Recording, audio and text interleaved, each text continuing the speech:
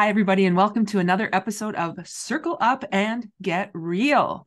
I love saying that, Nova, because it feels like when we're sitting around, like if we were sitting around a campfire, and maybe it's because it would be a little darker if there's a campfire, we just feel safer, and it's okay to just say whatever you're working on or whatever you're thinking about and feeling about. That's how I feel with people like you who are in this space with me, to have a conversation that I say is real, radical, energized, authentic, and learning focused. So welcome. Thank you. Likewise. In fact, disclaimer, I looked at my calendar this morning and I think I was looking at the wrong week. Well, it's only Tuesday, but I was just looking at the wrong week. So I was surprised to see that I had this on my calendar because I thought it was next week. Oh. But then I paused and I said to my husband, I'm like, you know what? I just show up and Jody and I talk and we co-create magic and it's the most delightful thing in the world. So no preparation needed. Let's just have an amazing discussion. Well, and that's the beauty of what I call real dialogue.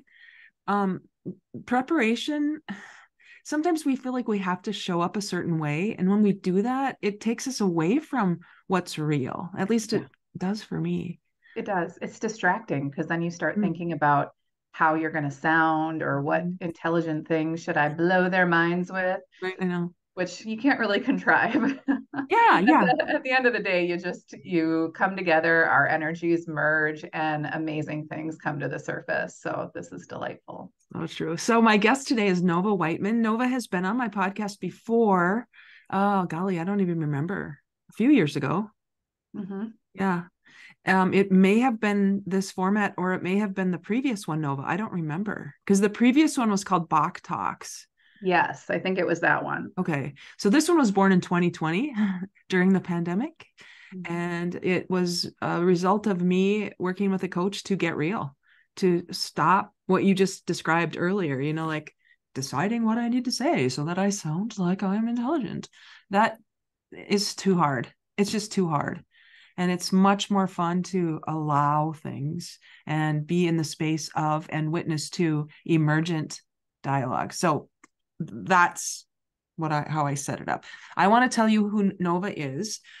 We met Nova through a mutual friend Mm-hmm. who told me about you, Joey, who will give him a shout out because he gave you a shout out on my last podcast with him. Yes, it's only right.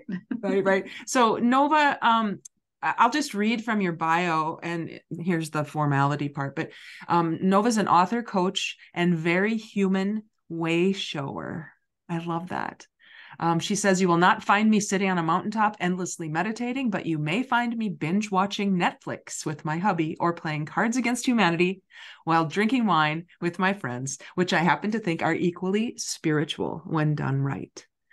So Nova is a coach, I guess. I'm trying to think of how we can put a label on what it is you do, Nova, because it comes from who you be. So Yeah. what do you do? How do you tell people who Oh you gosh, are? it changes in almost every situation. But at its core, I mean, I've been in the coaching industry since 2008. So I am a certified coach that has evolved into so many different things, though, including being an author, being a speaker, and really, energetically getting my hands into any little areas or arenas I can, filled with people who are interested in consciousness and a particular sliver of consciousness that I call alignment. So I have a system called spiritual alignment, which is essentially merging that very human side of you, which we're not going to, condemn or blast or try to overcome, with this higher version of you that you might call your spiritual self, that recognition that you're a spiritual being having a human experience, but then actually merging the two so that you can experience yourself in all of your many facets, as you navigate the human realm, the human life. So, we live in a day and age now, because I've been doing this since 2008, where words like, consciousness and vibration, law of attraction, and, all of those sort of previously known as spiritually woo-woo concepts are now a lot more mainstream. And alignment back in the day was a very unknown word, but now it is all over the place. I I can see that the world is waking up to this desire to, just show up more authentically, have more meaningful experiences. But the funny thing is, it's happening because I've been along the ride for quite some time, and I've seen it kind of the pendulum swing from like nobody knows about this stuff to everybody knows about this stuff. And it's slowly but surely finding its middle balance. But in the meantime, we're navigating the waters of like, social media and shiny, Instagram accounts and followers and TikTok and branding and all this stuff where that whole purpose of consciousness and alignment can get lost in the shuffle. So I like to describe myself as somebody who will just come right in, cut through the bullshit. Let's use this stuff. Let's actually get to the fullness and the totality of the human experience versus just like, get the job, get the car, get the house, get the money, get the notoriety. Like, cool. But what we really want behind those things is how we think they're going to make us feel. We want to tap into our fullest expression and brilliance behind it. What does that look like? And what does it look like when you're doing that on one part of your day, and the next part of the day, you're doing dishes, you're doing the laundry, you're taking out the trash, you're being human. Yeah. So no succinct way of describing what I do, but that's behind the whole boring labels of coach. Right. So yeah. I have a lot of questions about that when I think about the world we live in today, which is, it's maybe it's been messed up like this before, but it just feels so chaotic and so many messed up things, wars and gun control or the lack thereof. There's a lot of things are happening. And I wonder about how people come to the place in their lives where they're like, I need some centering. I need this hole in my heart filled or something. How do they get to the place where they're ready to do some work with someone like you? Well, I think of that quote, or I don't know if it's a quote or what it is, but you see it every now and then where it's a meme that says, I had to make you uncomfortable or else you wouldn't have moved, and then dash the universe. Yeah. Whatever your belief system is or your perspective on life and language behind that, in the human experience, we tend to not make these significant, important changes until we're uncomfortable enough or pushed to make them. And another way of looking at that, I think, is not so much about like, making changes to improve your life, but it's more so speaking to, I think, at the core of human nature and spiritual nature is expansion. We get bored, we get stagnant, we hit these plateaus where we want more.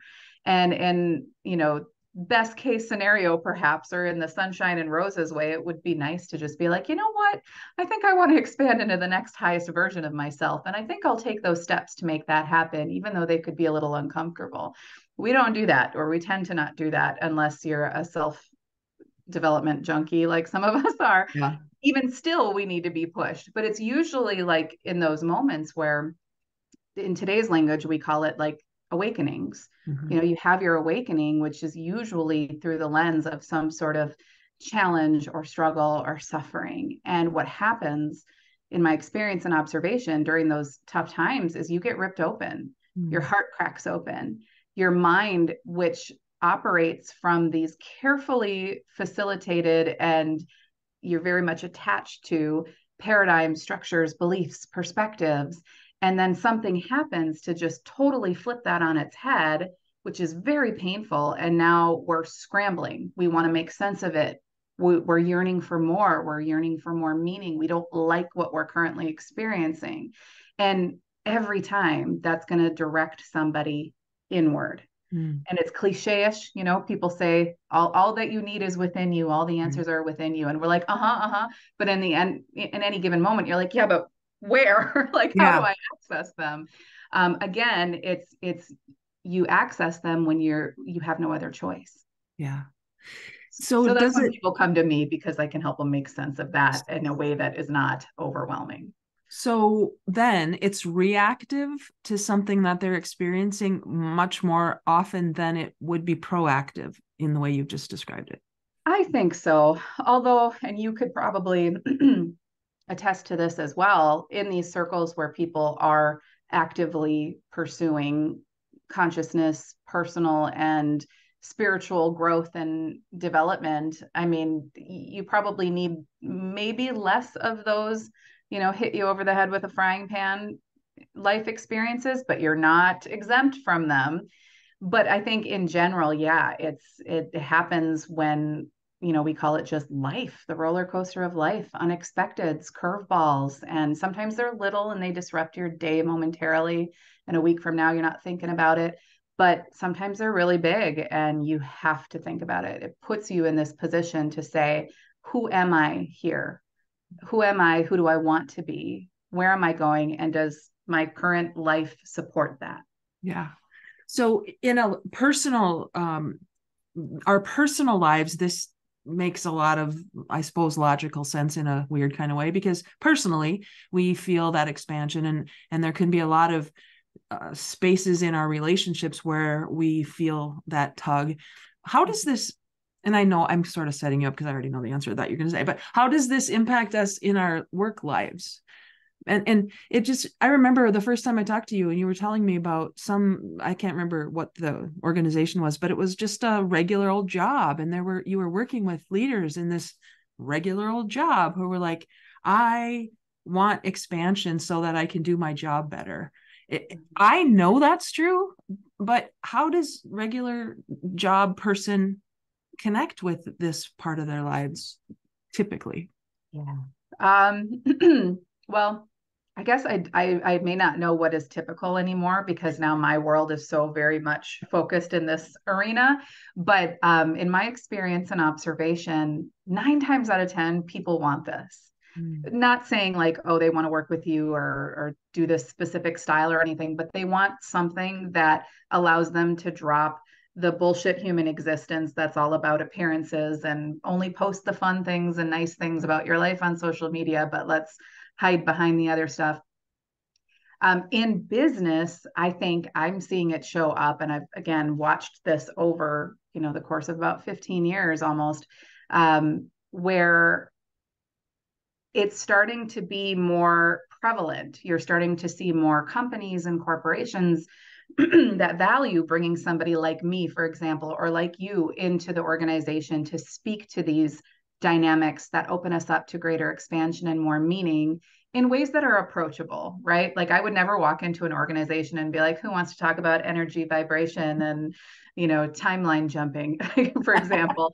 Right. Not that I know much about that, but in a way where it speaks to the core essence of being human, where we can all recognize it no matter what our language. And why are we more willing now than ever before? Well, we all went through 2020 and each subsequent month and year after. We will never be who we were prior to then, and everything excuse me, immediately leading up to it was kind of, I believe, preparing us for that big, wrecking ball Yeah. of a year that actually worked to break down a lot of these systems and structures that we no longer want to operate from. But again, you have to be uncomfortable in order to move to make these changes. So in the workplace, it's interesting what I'm seeing now. And I'm a little guilty of falling for this because, like I said, I started this in 2008. I had a really not successful business until about 2011. I was a talented coach. I believe I was born for this. I'm literally, if you're familiar with human design, I'm a projector. I am made to help to guide people. But I wasn't making any money. I didn't know anything about business. And then I had this my awakening was, I won't go into the details now of it, but essentially I got on a path where it was like, oh, now I know how to pay attention to what I'm in alignment with and act from that space versus getting so bogged down and influenced by what I'm seeing everyone else doing or what the industry says works in any industry that you're in. And then I was very successful. I built up this wonderfully successful coaching business, primarily one-on-one, for many, many years. And this is all during this age and stage where like we had Facebook when I started, but then Instagram came and then TikTok and then, like all of these other platforms that nothing against any of those individual platforms themselves. They all have value, but it's the broader perspective of now all of a sudden, you can see everyone all the time. People are expressing themselves all the time. If you have a business, you see all these different ways that people are promoting their business. And then all of a sudden it's swinging to this arc of like, okay, guys, full transparency, I'm sad today. And then it's like this faux, not always, but faux or false authenticity to kind of pull you in. And anyway, there's just like, I've seen all these different versions of it. Now I'm seeing people are starting to get to this point of like, you know what? I don't want to build a sales funnel. You know what? I don't want a landing page. I just want to share my stuff and see if people are going to, if it's going to be of value to them. I want to have these conversations. So, how I see that in the workplace is it's again that pendulum swing. Like we go from like nothing to extremely over here. So it's loud and clear for everybody to play with and experiment with, but it's really extreme still. And now we're finding our balance. At the core of it, people want meaning. People want to express themselves and who they uniquely and inherently are. People want to help. People want to contribute. And so you're starting to see that. And of course, there's always going to be that end of the extreme where you're like, okay, guys, settle down.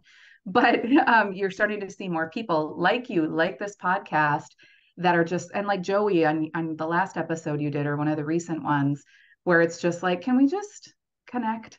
Yeah. Can we just pause and can we look at things from a very authentic and transparent and maybe vulnerable place and see what we can create from there?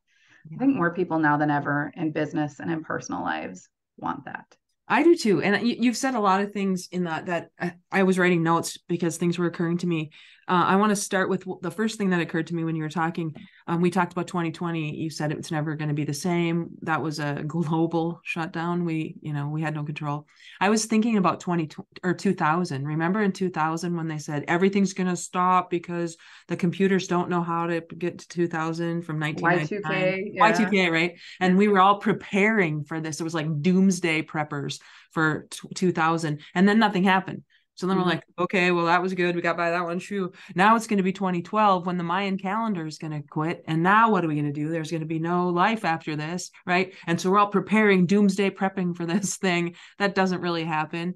And then 2020 hits us in the head without any preparation.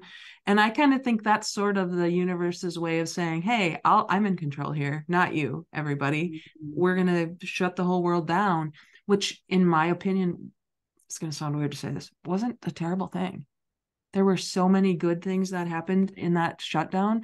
I remember I think it happened in March pretty much when everything shut down, but probably April, I was really aware of the information coming out about how the pollution was down and how, everything was clearing up relatively quickly from the earth just saying, thank you, I need a break. Yeah, I remember that.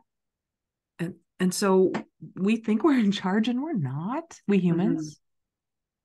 And so your point about connecting with spiritual consciousness, there isn't a lot of language I have yet that's universal for the things that you and I would talk about, yet it feels so right.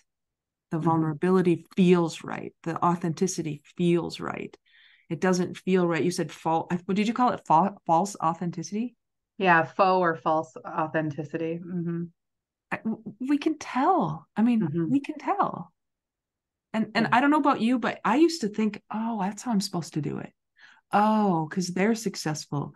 Oh, because they, whoever they are, made a lot of money or did this thing, or it took me far away from my own authenticity for a long time. Yes.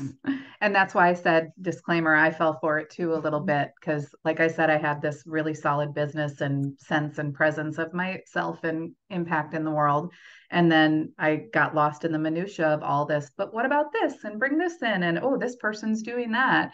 And I was just starting to feel that a little bit before 2020. And then that hit, it flipped everything on its head. And that's when I really started questioning things, but questioning things in a good way too, because I agree with you that, you know, I look at it from that perspective of like 2020 was in many ways, from a very broad scope, a blessing. The stories and the experiences, or what we might look at as through the lens of contrast, points that allow us to grow and expand. Those were not fun. We had plenty of those. And I know that there are people in the world who had really, really devastating experiences. So I want to be careful to name that it's from the broader perspective. But you know, it's kind of like if you use a very simple imagery of, if you want to build muscle and you go to the gym and you start lifting weights, and at first your muscles are screaming at you, they're yelling at you, what are you doing to me? And it's because the muscles are literally tearing apart in order to come back together in a stronger version of themselves. That's what we underwent. And then in my little corner of the world, you know, I'm looking at things through questioning how I show up in the world and in my work through the lens of white privilege. You know, I live 20 minutes from where George Floyd was killed. You know, through all sorts of things, equity, you know, all of those big themes. And it really got me to rethink how I was showing up, to rethink, you know, a lot of things. And that's just, you know, one example. So I think that, you know, like that part needed to happen to get us our pattern to disrupt. We were all in a habitual space of showing up the way we thought or knew best, whether you were intentional about it or you were just doing what you were told, right? Yeah. Or your conditioning playing out. But we all needed to be disrupted so we could pause once again and say, okay, wait a minute. I have the opportunity to do things a certain way here. I can be conscious about it. I can be intentional about it. I can contribute to the solution instead of the problem. And we needed that disruption. The one thing you mentioned like the Y2K and then the 2012 thing. I never put that together, but those were almost like training sessions for 2020. Yeah. That's like mind blowing to think about. But yeah, in essence, I think that, and to your point around like the universe saying, like, remember, guys, you're not in control here. I think one of the biggest paradigms that got busted or flipped on its head is this notion, because as humans, we want certainty, we want predictability, we want control. And yet life shows us, demonstrates to us on a daily freaking basis that we don't always have it. In fact, the only thing we have control of is our experience of anything. Mm-hmm. We can set intentions, we can take aligned action, and we can do all the things correctly. And still there will be unexpecteds and curveballs. And then what we're moving away from is this reactionary place where it's like, oh, well, that didn't work. This sucks. Nothing ever goes right. And, you know, for example, or we can look at it and say, okay, this is new information. This is an unexpected unfolding. Who do I want to be here? How do I want to experience it? What beliefs do I hold that are supportive of that or not supportive of that? And that's where the real work is. That's where the authenticity comes in, and where you really get the meaning inherent in every experience and the fullness of life. Yeah. So that reminds me, the way you just said that, of your book, Awake and Aligned, which came out before the pandemic, right? Yeah, that was in 2018. 2018. Mm-hmm. And so what's your awareness now about what you had to say in 2018? Was it preparing us for something that we experienced after 2020? Or how are you seeing it now? Because I think, in my opinion, you were very ahead of your time with that book. Thank you. So in retrospect, because I have thought about this and I have looked at it, I think that what came through in that book and what I center my work around, which is essentially just aligning with who you really are, aligning in thought, in emotion, in physicality and action, and coming from that place, again, drowning out the external noise that's constantly coming our way, and really just getting quiet and being intentional and conscious about this stuff, making sure your beliefs are lined up, supporting you, what I've said already. That was useful before 2020, it is imperative now. Mm-hmm. And I had to go back and kind of reread some of the stuff that I wrote. I'm proud of that book. It was not a bestseller yet. Yet. Mm-hmm. Some books it takes a while, Mm-hmm. but it's a consistently selling book. People are still reaching out to me and telling me, how much it's impacted their lives because it's accomplishing the one thing I set for it to accomplish is just to get people to go inward a little bit and be more conscious and intentional and prioritize their alignment, learn how to better manage their thoughts, emotions, and their energy, and to most importantly, embrace your human. Don't condemn it. You're going to be in a state of resistance nonstop if you do that. Yeah. These days, it's like you can't thrive in this world you can survive it, but you can't thrive in this world without that. Yeah. And we are all in this digital age of instant gratification and social media, and we have access. There's always been atrocities around the world, but we've never before had this much front and center access to it. And I believe that each of us, as time goes on and our world, our consciousness, or our collective rather, evolves, each of us, whether we know it or not, is becoming more sensitive. We're becoming more energetically sensitive and emotionally sensitive. And most of us were never given the tools to manage that even before we had all this access. And now that we do have it, it's like it's overwhelming, and it is in some cases absolutely crushing for people. I'm thinking of examples like little kids and how they have, or teenagers where they have online everything, and there's online bullying. Like we had bullying when I was growing up, but it wasn't like this. Right. And so they don't have the tools for that level of awareness and sensitivity. Take that into the broader perspective of adult world and business and personal lives and all of that. It is a freaking lot. And in my quest to find answers and truth and useful things, the number one consistent thing is you got to go here first. Go here first. Figure out, take the time to identify what that looks like for you personally. How does your intuition speak to you? What things support a thriving, creative, productive mentality, and which things, which beliefs, which tendencies, which habits crush them? Take the time to know that stuff, understand how to implement it consistently. And now you have access to thriving no matter what is going on in the world. And not only that, you're positioned to help without burning out and crushing in an utter pit of despair. Yeah, that's so good. I'm reminded of, and this may or may not be related, but the Law of Diffusion of Innovations by Everett Rogers in the 60s.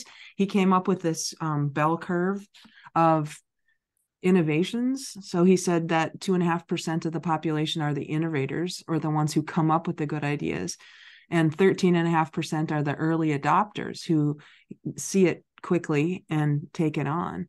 The next 34% are the early majority. The next 34% is the late majority. And the last 16% are the laggards. And if we think about consciousness in terms of that curve, it's safe to say that I identify as an early adopter. I'm not necessarily an innovator. I see things, in advance many times, and I've been ahead of the curve for a long time. As I notice looking back, you can only connect the dots looking backward. If we can just collect the early adopters, the 13.5%, Everett Rogers' work says that they will tip the system into the early majority. We don't have to worry about the late majority and the laggards because that is an energy suck. Let's just continue to have the conversations with the people who are ready, looking, cracked open, whatever it might be, to the space of the consciousness you're describing. And to me, that has become so much easier. Easier isn't the right word. Less taxing, less energy sucking, when I can just recognize that I'm not alone in this. Yes, 100%. I relate to that. It's like fuel because it is hard. And granted, we should be having these tough conversations, but it's incredibly difficult, as we all know firsthand, to have them without becoming emotionally reactive. defensive and then eventually divisive. Like Yeah. we're seeing such division. We've seen division in the world forever, but I don't think we've ever seen such division in our personal units, family Yeah. units, friend Yeah. units, communities as we do now because of all the things that we're dealing with. And so I know that there's a lot of school of thought out there like saying, no, be the one who speaks out, stand out. And I'm all for people who are designed for that, Mm. who can do that and sustainably do that, where it's not at a detriment to their own well being, where all of a sudden they're no good to nobody because, again, they're crushed under the weight of Yeah. collective despair. But then there's those of us who are more designed, like you said, or at I forget the language that you used for this bell curve, but the initiators and the Early adopters. early adopters, that's where it is. I think you're really onto something here. And so is the guy who invented it. Yeah. Um, that's where you have the potential to, kind of refuel or get that reinforcement, that encouragement, that upliftment, to have that forward moving momentum behind your beliefs, ideals, inspirations, convictions, so that the next time you're in a situation with family members or coworkers or friends or random strangers and you hear or see something that is harmful, Mhm. or these days we see a lot of fake news and people spouting fear-based stuff without checking their sources. I Mhm. just had one of these the other day where I had to, with a family member, speak up.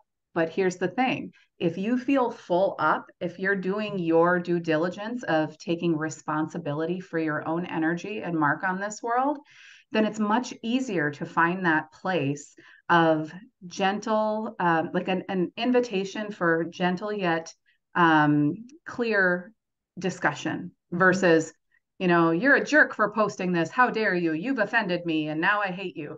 Like that's never going to be the answer. You can't meet resistance with resistance. Mhm. And granted, it's not always going to result in that person being willing to engage with you at that level.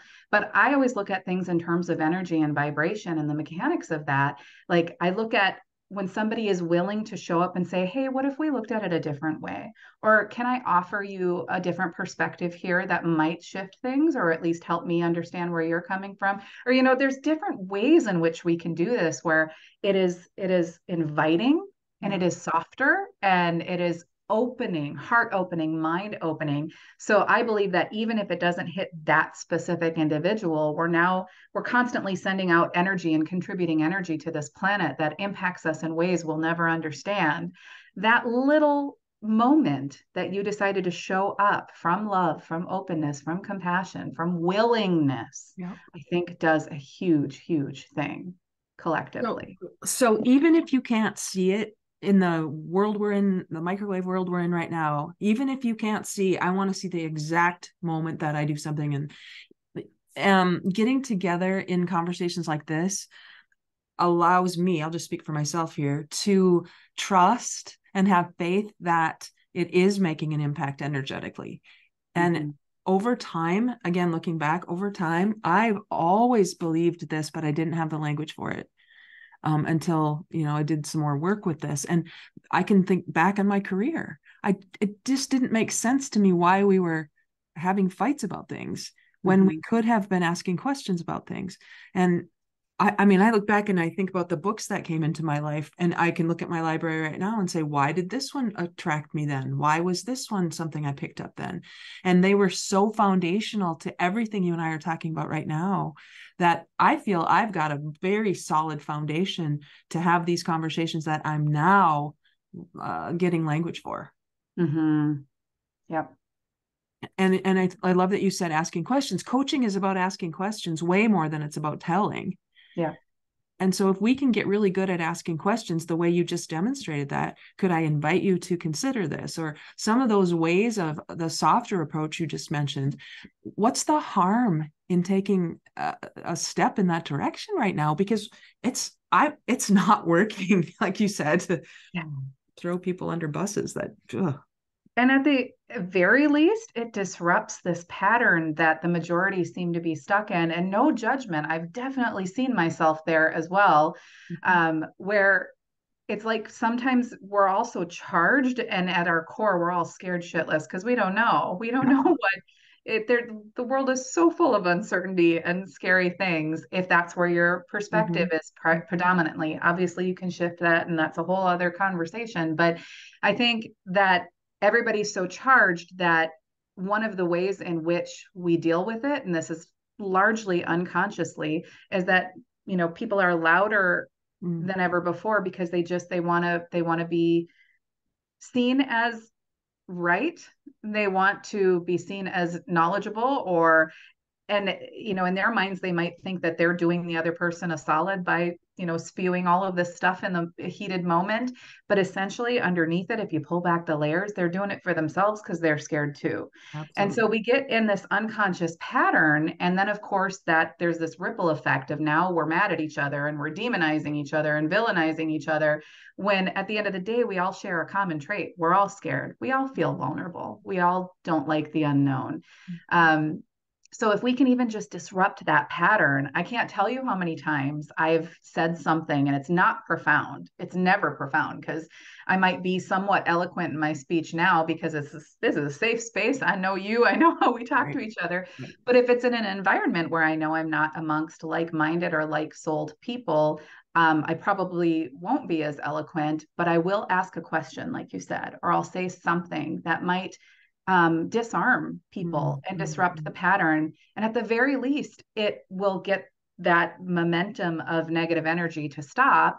And at the most, it might plant a seed where people might say, like, I can't get this thought out of my head from what she said. What does that mean for me? Right. And again, not everybody will, but the ones who do, I mean, this is how we change things. Yeah. And we look at that quote, be the change you wish to see in the world. That what that really speaks to is we change the world by way of the individual. Take responsibility for your own energy. And by that, I mean your thoughts, your emotions, your beliefs, your perspectives, your perceptions, your habits, your behaviors, your actions. Do your best, because this is not easy work, but do your best to make sure they're coming from a good place, from an aligned place that contributes to the solution versus contributing to the problem. And by the way, you'll always know that by the way it feels. If it feels good and expansive and honest and joyful and any of those words, then it's going to contribute something good. If it feels, angry and mad and bitter and resentful and I hate everybody, probably not contributing to the solution. Yeah. But if we all take responsibility for that in our own little personal individual lives, 100 people doing that, 200 people doing that, you do the exponential equations there. That is how we change the vibration of the world, and therefore what we see in the world. So true. Have you heard of I think it's called the intention experiment? Yes. Is that what it was called in Washington, D.C. or something about that, where they meditated on the lawn of, I don't know, Washington, D.C., someplace, and they lowered the crime rate for that amount of time? Oh, no, I was thinking of something else, but I've heard something similar. That is, yes. I mean, so it's not just theory. It's not just happy talk. Hey, there's science to what you're talking about. There really is. And there's personal experience, and there's like group experience. I know everybody or most people have heard about how schools that have been able to implement mindfulness practices. We won't call it meditation or anything, because God forbid. I know, right? But mindfulness is a safe word. And you're actually giving these kids tools to calm their nervous systems. And when you have a calm nervous system, would you look at that? You're not reacting in ways that are disruptive to the classroom, and their detention rates went down. And they do it in prisons, like all these places that are typically looked at as troublesome areas. And it's when you implement these very things that we're talking about, you see these results. It is documented. So yes, that always drives me nuts when it's like, it's out there, you guys. Right, I know. It's so you reminded me of many years ago. I went to Fairfield, Iowa, to Maharishi School of Management for a weekend, and that was the most eye-opening experience in the middle of cornfields in Iowa, where they have a school, K through 12, and a college to teach TM, Transcendental Meditation. We'll just say that's what it is. For the results you just described, there are people who go there for their college degrees to learn things in the space of meditation being part of the practice. The town, I stopped at a gas station and I asked, so is this weird for you Iowans that this community kind of coexists with you? They kind of, in some ways, they'll be like, yeah, it's a little crazy, if they're not into that.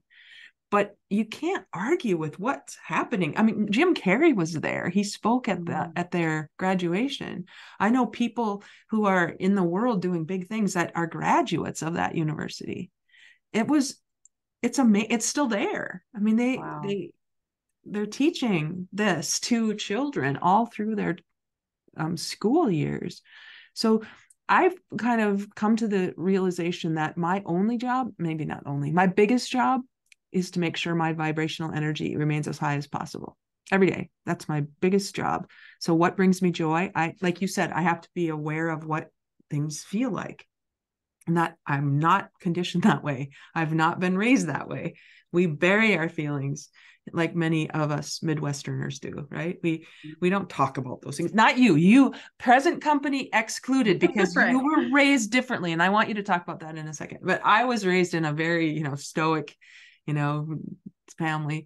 And this is relatively new for me to be in the space of vulnerability and just go first. That's how I consider leadership to be just these days. Anybody who's willing to go first at whatever it is you're willing to go first about.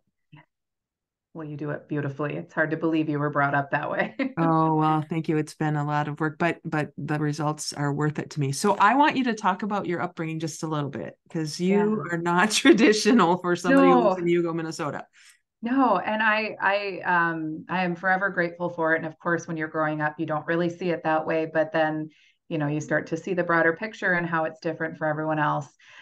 So I grew up with all of those inherent, those abilities that I now use in everyday life and in my work. They never got squashed out of me. They got nurtured growing up.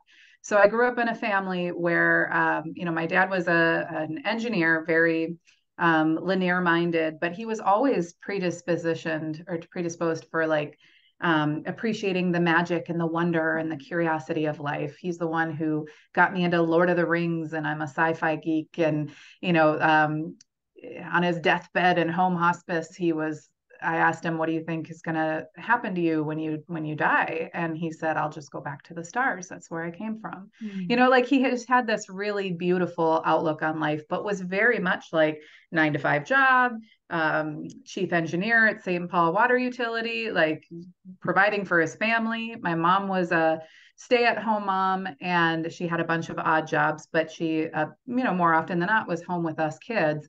But she was just like I always tell her, you're like the epitome of a emotionally nurturing and present mom. And she's a Cancer in astrology. So I always use that too, because Cancers are very nurturing.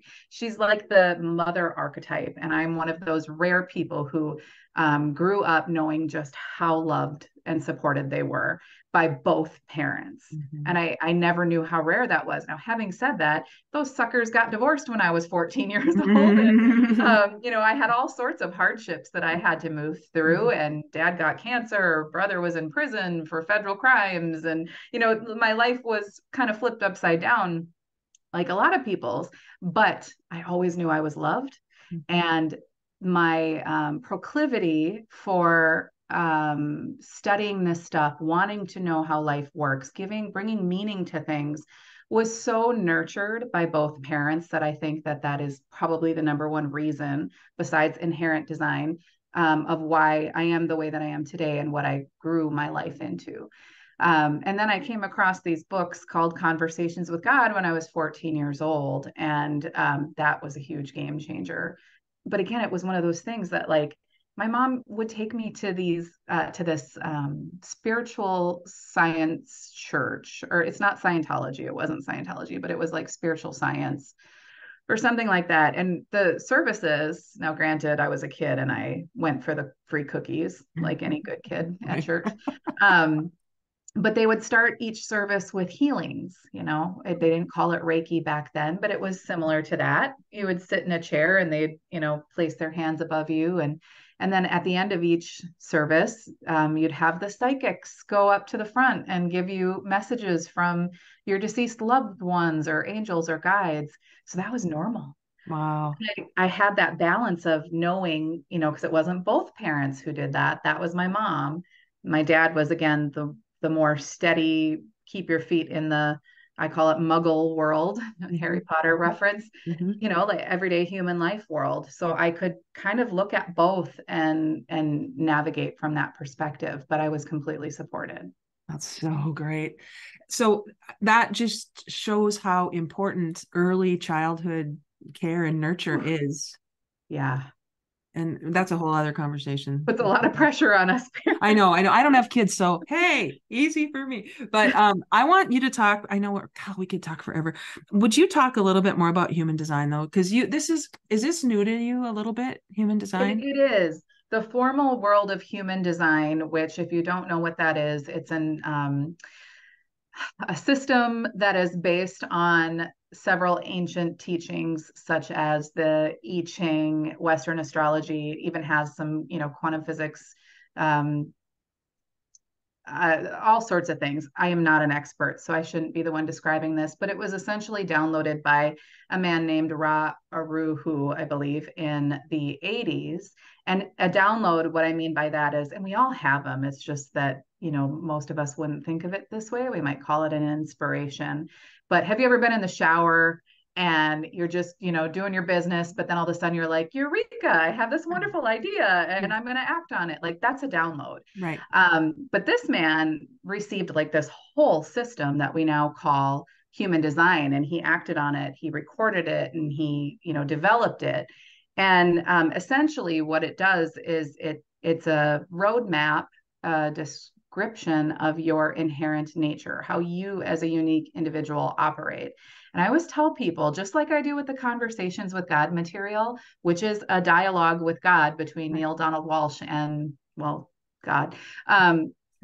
It doesn't matter if you believe that. It doesn't matter if you believe that this guy downloaded this system from the universe or whoever knows or who knows where.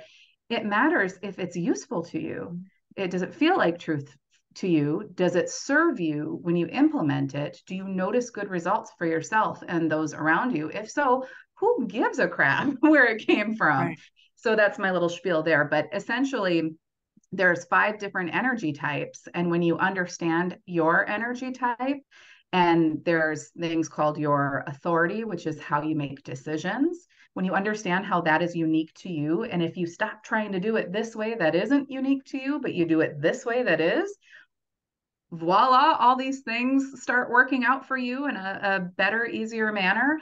And there's so many different nuances to it, but the biggies are your energy type, your strategy, which is, how you show up and interact with life. And then your authority, which is how you make decisions. And so I came across it, I've heard of it before, but I never felt that impulse to dive into it until about a year ago. Oh my God, I must have just been ready for it, because I have not taken my head out of any of these books or podcasts or trainings on it. And then I'm using it with my clients because it's a shortcut. Right. It is such a straight shot for guiding them on how to best manage their energy, to show up in the world that they say, in the way that they say they want to achieve goals in the best way possible. Like, it's all right there. You just got to take the time to learn about it and practice it, experiment with it. And you called me out. You knew who I was. I mean, I knew you were a projector. I know. And I did this because of another acquaintance of mine is into it. And I didn't know what it was, but I remember when we talked about it and you're like, you're this. I went, yeah. How do you know that? So it was kind of cool. We're going to talk more about that in a future podcast because there's a lot more to say about that. I want to make sure that I have touched on everything I wanted you to talk about today. Again, we could talk forever, but Nova, if people wanted to get in touch with you, are you taking new clients, coaching clients? Okay. So how would they find you if they wanted to connect with you? Yeah, thank you. So the best way would just be to go to my website, which is www.novawightman.com. I'll put that in the notes Um, so you know how to Great. spell it. Yeah, thank you. And honestly, like get a taste, get a feel for it yourself. And that's why I created a free gift, Okay. which is on the site, or you could just put novawightman.com/gift. It'll take you straight to it. And it's a 3-day mini e-course that takes you through the process of what does it look like to manage your vibration and take responsibility for your energy? I call it a 3-day journey to raising your vibration. But what it actually entails is the ins and outs of that. So, one thing that we didn't talk about that I'm super passionate about is that in this world of consciousness and intentionality and alignment and managing your vibration, there's, yeah, be positive, focus on the good things, but you got to know what to do with the not so good things, Mm. the heavy emotions and experiences, the negative thoughts, and to recognize first and foremost that they're not a bad thing. You Yeah. don't have to overcome them, you don't have to get rid of them, but here's how you can work with them so that it positions you for the fullness of the experience and the Mm. highest expression of self. So that's like a little taster that anyone can take. And if you like it and want to schedule a session with me, I'm happy to do that. Um, but that's where you can find me. Awesome. That's a big gift. That's a huge gift. So if you're Yeah. interested in kind of more than just a taste, that's a 3-day in immersion into Nova. Yeah. But doable, But like doable, it's yeah. not overwhelming. That's Mhm. great. Nova, man, I'm so glad we reconnected. I'm so glad you accepted my invitation, my open invitation to, hey, who wants to be on my podcast? And you were there. We've been circling each other. We just haven't really talked that much lately, but it feels like we can just pick up where we left off. Absolutely. This is such a joy. And I love, love, love that you're doing this. And I hope everybody's watching because these conversations that you are having with people, they matter. They move things, they open us up, they help us make sense of it all. So I appreciate you so much. I'm so glad Joey Torkeldsen, I there's know, his Joey. shout out of Voila Real Estate. I Yes. used the word You voila. did. That's I heard new. that too. Yep. I'm so glad he connected to us to each other, but also we know it was divine orchestration. We Absolutely. were always going to meet. Absolutely. I'm just so grateful. Thank you so much, Nova. And if you've heard You. anything you like, listeners, please reach out to Nova and find a way to get real, because that's where things are going to start shifting for you when you get rid of those feelings that you have to mask yourself up. You can be real and the world will listen. Once you make a decision, the universe conspires on your behalf. So make this decision and get real. Talk to you again. Thanks, everybody. Hang on, I'm just going to stop recording.